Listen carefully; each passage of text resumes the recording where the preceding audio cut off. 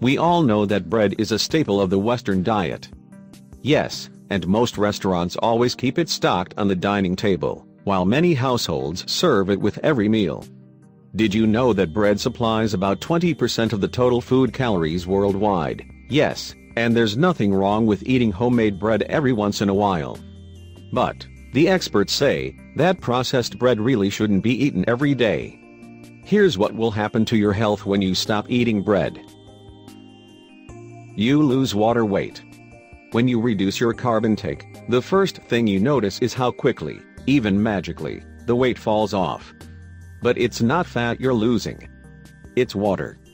The experts say that when carbs are stored in the body in the form of glycogen, each gram of carbohydrate stores 3 to 4 times its weight in water.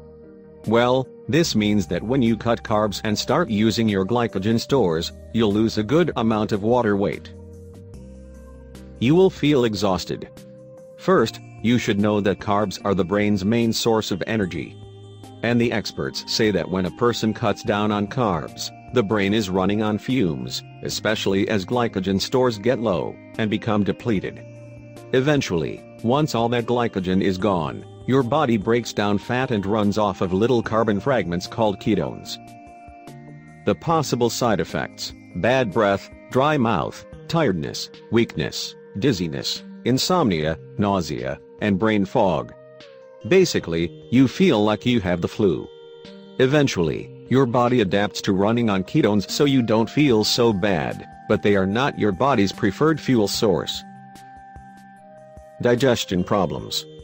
A recent study has discovered that a whole grain intake is a major player in how much fiber you get.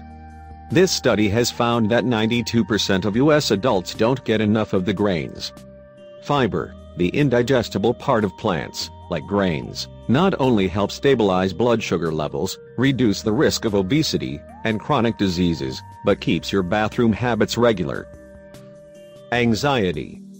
And not just because you're eating all of your sandwiches as lettuce wraps. Carbs, whether they are whole or refined, increase the brain's levels of the feel-good neurotransmitter serotonin. So when you cut healthy carbs like whole grains, your mental health goes right along with it. Carbohydrates are the body's primary source of energy for fueling all exercise, including both endurance and resistance training. Well, this means one thing: if you cut on carbs, your energy will drop.